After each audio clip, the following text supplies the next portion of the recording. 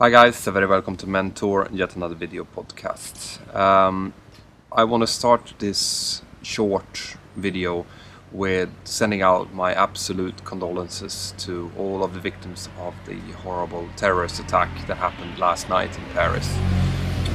My thoughts goes out to the victims, to the families of the victims, and to all of us, all of the people that are willing participants in a fair, open and friendly democratic society.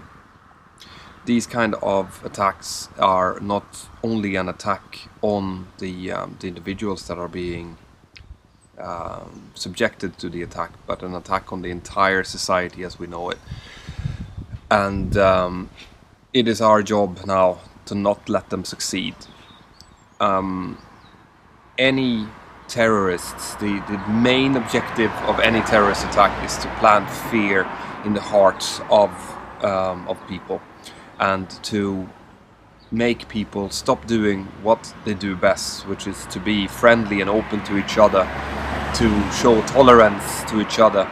And I will ask you to help me, because I will certainly try, and I would like you guys to do the same, and to not let all the fear and anger that you feel when you see these kind of terrorist attacks happen, don't let that affect you in the way that the terrorists want you to.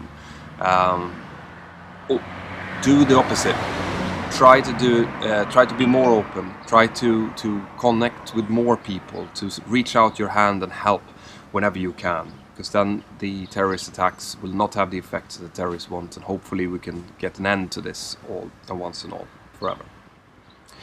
Guys, that's not the only reason I'm doing this podcast today. I was contacted by some of my American viewers yesterday to give a clarification on the role of a flight dispatcher. And as always, when I do these podcasts with a background of my own experience, and it's also largely based on my own airline and within the area that I'm operating, which is Europe. There is a difference between the role of a flight dispatcher under the EASA rules and under the FAA rules, the American rules. Okay, so in America, the flight dispatcher has much more responsibilities than they do here, as in they're slightly higher trained. They in some cases share 50-50 responsibility for the flight planning with the commander of the flight, which means that they are quite often fully qualified pilots that are doing the dispatcher job. They are more involved in checking of weather and actually evaluating the weather impact on the flight as well. And they are basically a very integral part of the team under the FAA rules. The EASA rules are not as defined, so what we in Europe call a dispatcher can be a little bit different depending on which airline it's and what country you're in. And the video that I did, that I took down for this reason, I'm going to bring it back up now.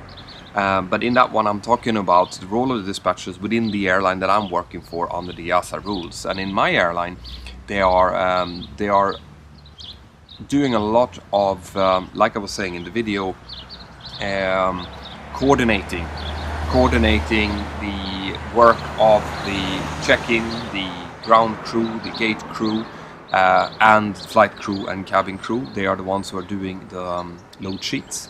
They are also providing flight plans if there are new flight plans being produced. However, they're not taking actively part in the to decide fuel, for example.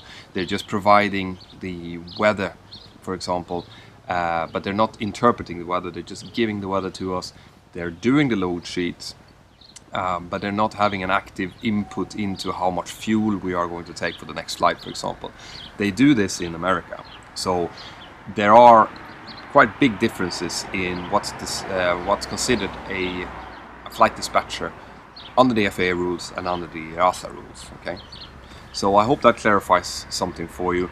I've also had some feedback from people who said that some airlines are using pilots during their first part of their airline career as dispatchers, And it's under the FAA rules that kind of makes sense, because it will give them a great insight into flight planning and into decision making regarding weather and so on.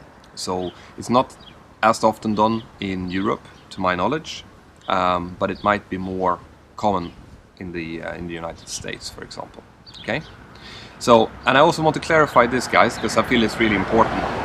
What I'm doing here is I'm basically giving an overview to you guys of different roles within the airline industry, of my role, of everyone, but I'm not going into great details. And the reason I'm not doing that is because this is just supposed to be kind of a way in for you guys into the industry to understand the overall part of the industry.